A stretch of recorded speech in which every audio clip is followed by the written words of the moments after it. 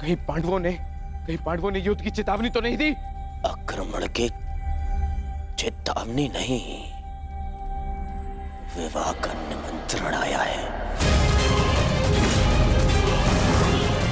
विवाह? किसका विवाह? विराट कुमारी उत्तरा का। किसके साथ? उससे जिसमें साहस के साथ बुद्धि भी।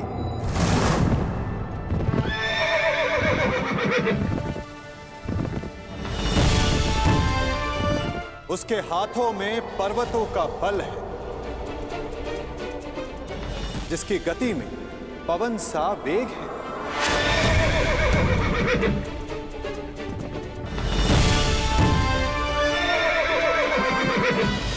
जिसके विषय में तुलना ही नहीं की जा सकती कि उसके बाणों की धार अधिक तीक्ष्ण है या उसका मस्तिष्क।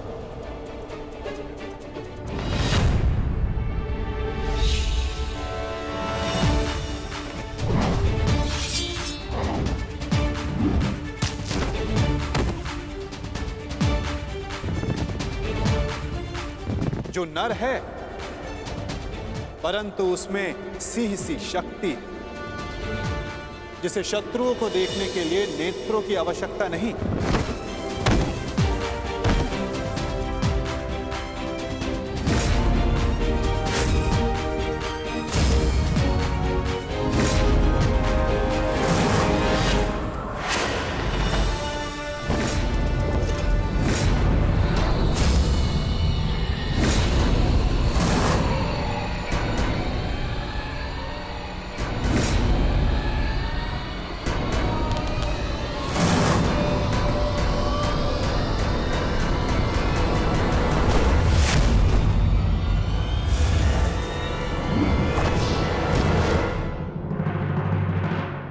जिसकी शक्ति शेष नाग के समान है।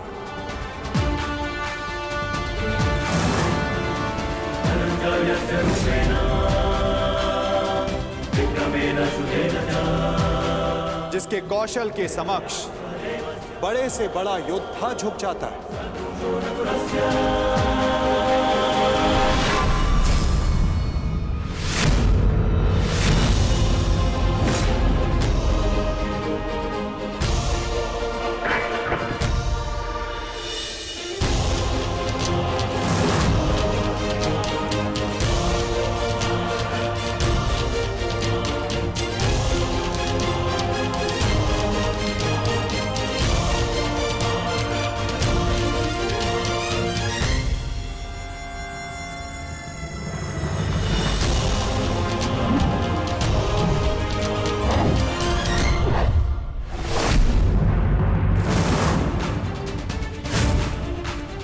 मित्रों का मित्र और शत्रुओं का शत्रु है, जो अपनों के मान के लिए अपने प्राणों को न्यौछावर कर दे, परंतु उसमें तनिक भी अभिमान नहीं।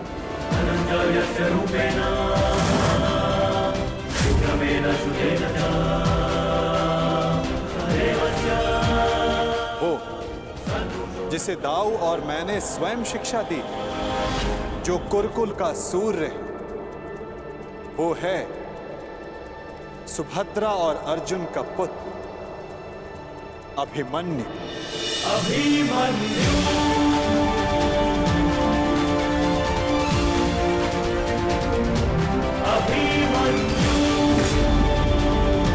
वो जितना शक्तिशाली है उतना ही विनम्र है।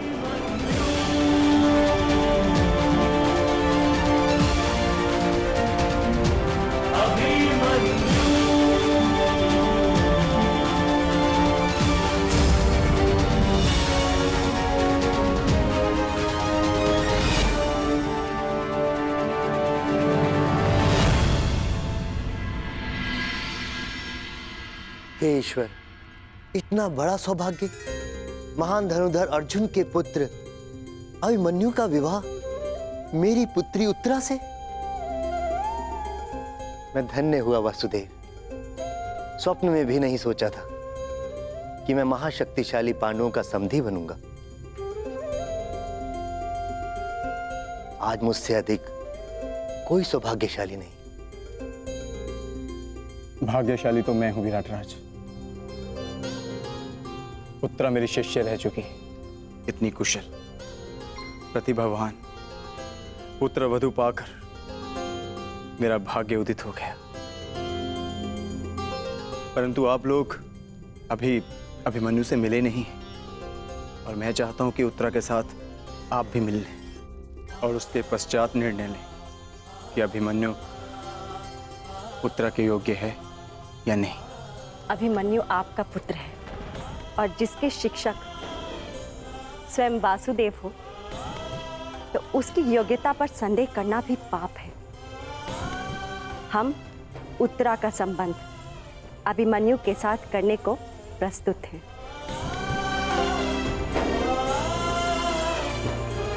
और आपका क्या निर्णय? बधाई हो विराटराज, अब आप पांडवों के समधी हुए।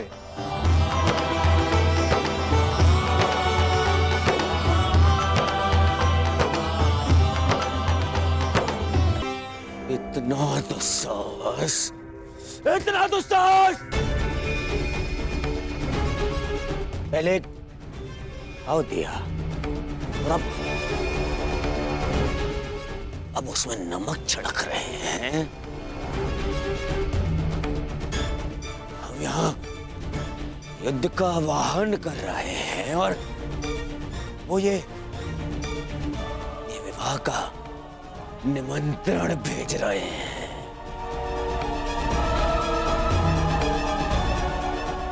नहीं जाएंगे, हम वहां नहीं जाएंगे, कोई नहीं जाएगा वहां।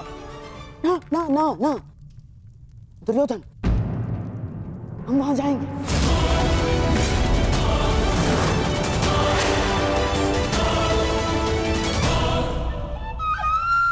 महाराज, मेरा मत है कि हमें वहां जाना चाहिए। युद्ध और संधि अपने स्थान पर है और संबंध अपने स्थान पर है महाराज। कुरुवंश के अगली पीढ़ी का पहला विवाह है ये, और हमें निमंत्रण भी आया है। हमें जाना चाहिए महाराज। हाँ?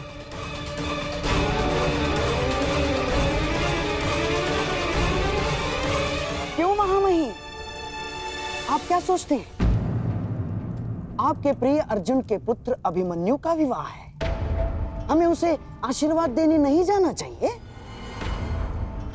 जाना चाहिए महामहिम। हैं?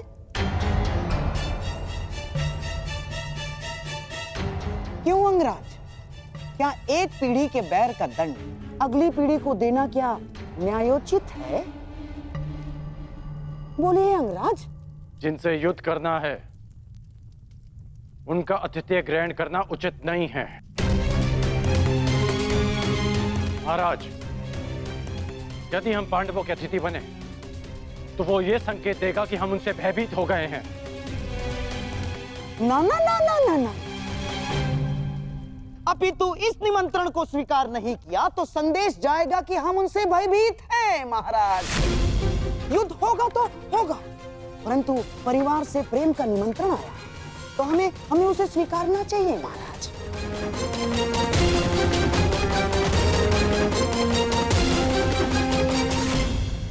तनिक सोचिए महाराज, पांडु आपके भाई थे और देवी कुंती अभी भी हस्तिनापुर में निवास करती है,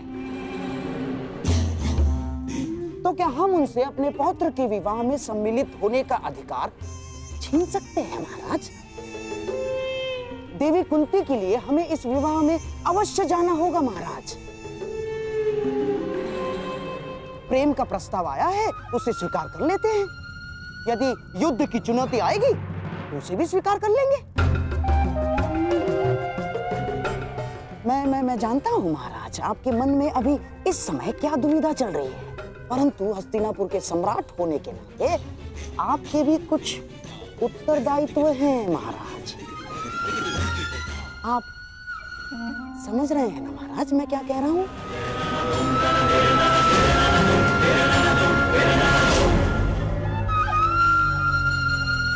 तो ठीक है, हम इस विवाह में अवश्य जाएंगे।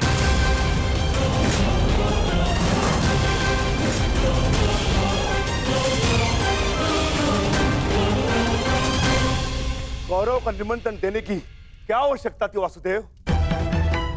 क्योंकि कौरव तुम्हारे संबंधी हैं विकोदर, और हमने निमंत्रण केवल कौरवों को नहीं, हस्तिनापुर को भेजा है, जहां तुम्हारी माता है, पितामह है। इतने वर्षों के पश्चात भी भीम को अपने क्रोध पर नियंत्रण करना नहीं आया। मैं अपने अनुज की ओर से आपसे क्षमा चाहता हूं वासुदेव, परंतु मेरे भी मन में यही प्रश्न है कि कौरवों को निमंत्रण क्यों? और अब भी मेरा उत्तर वही रहेगा युधिष्ठिर, कि कौरव तुम्हारे संबंधी हैं। पूछने का कोई लाभ नहीं ज्येष्ठ। माधव को यदि नहीं बताना है तो वो नहीं बताएंगे, परंतु मुझे विश्वास है माधव ने जो भी निर्णय लिया होगा हमारे हित में ही लिया होगा, क्योंकि माधव की आंखें भविष्य देख सकती हैं। यदि विश्वास है पार्थ, तो आगे बढ़ो, विवाह की तैयारी करो, क्योंकि समय कम है और कार्य अधिक शेष है।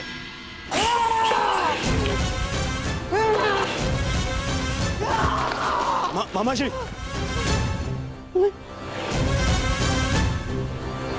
तुम्हें क्या लगता है ये निमंत्रण मैंने बड़े आनंद से स्वीकार किया है? हैं? ये लगता है तुम्हें? मेरे मन से पूछो, मेरी आंखों में देखो दुर्योधन, तुम्हें उत्तर मिल जाएगा। कितना बड़ा अपमान है ये निमंत्रण मेरे लिए, ये निमंत्रण। परंतु यदि इतना बड़ा अपमान था मामाश्री, तो निमंत्रण स्वीकार क्यों किया मामाश्री? क्योंकि एक अपमान का उत्तर देने के लिए अपमान को स्वीकारना पड़ता है दुर्योधन। ये विवाह, ये संबंध, ये निमंत्रण मेरे लिए उस कृष्ण का प्रहार है दुर्योधन। प्रहार, बड़ा दुखदायी प्रहार है, और उस प्रहार का उत्तर देने मुझे जाना होगा दुर्योधन। और मैं जाऊंगा। तुम खड़े क्यों हो? तुम बैठो, मैं जाऊंगा। मैं जाऊंगा। मैं कुछ समझ नहीं पा रहा हूं मामाश्री। उस छलिए ने मुझे हरा दिया दुर्योधन। मैं हार गया। हमने दिग्विजय करके उन्हें मित्र विहीन कर दिया। द्वारका में महाबली बलराम के साथ संधि करके हमने उन्हें आशा विहीन कर दिया। परंतु उस छलिए ने एक ही क्षण में पांडवों को वो सब कुछ दे दिया जो हमने उनसे छीना था दुर्योधन। इस विवाह से उस वासुदेव ने उन पांडवों को राज्य, मित्र, आशा सब कुछ दे दिया। सब कुछ दे दिया दुर्योधन।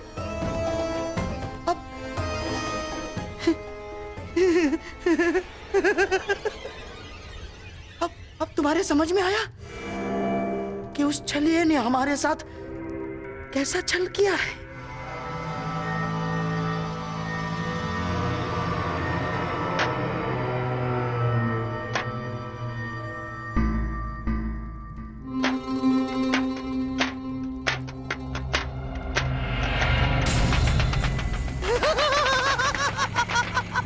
साम ताम दंड भेद युक्ति कपट छल कुचक्र षड्यंत्र, कुछ भी प्रयोग करके मैंने इस विवाह को अपशकुन न बनाया तो मेरा भी नाम शकुन ही नहीं।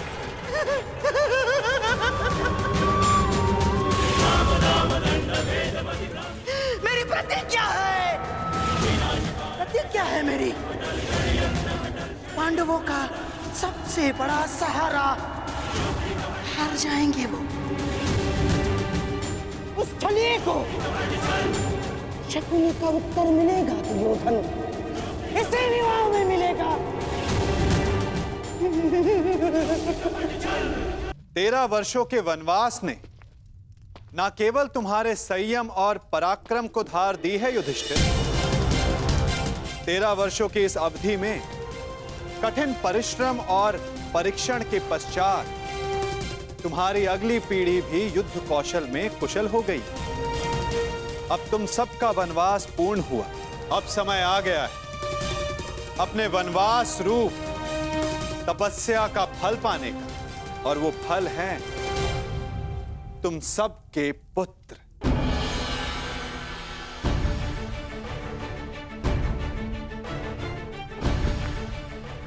सर्वप्रथम प्रस्तुत है युधिष्ठिर पुत्र प्रतिविंध्य।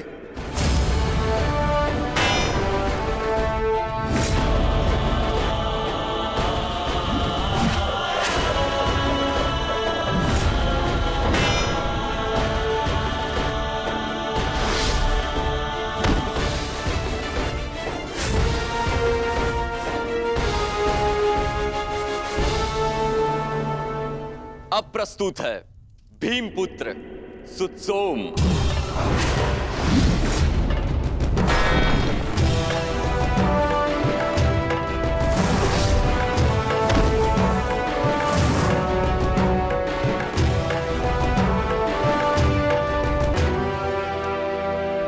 अगला शूर है गांडीवधारी अर्जुन का सुपुत्र शुद्धकर्म।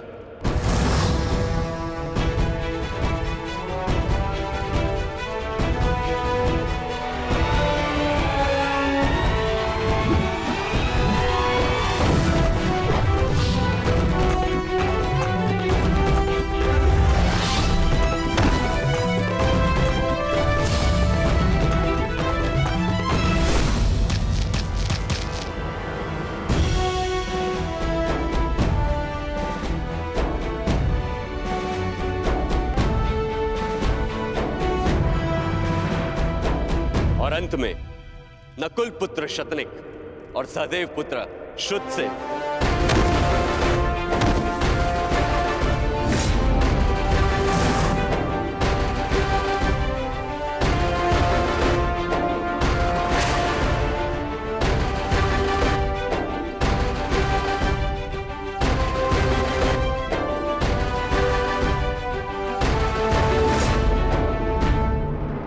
और अब प्रस्तुत होने जा रहा है वो योद्धा जिसने युधिष्ठिर का धर्म भी सीखा है, जिसमें भीम जैसा बल भी है, नकुल की एकाग्रता और सहदेव की चपलता, और धनुर्विद्या में अर्जुन जैसी निपुणता।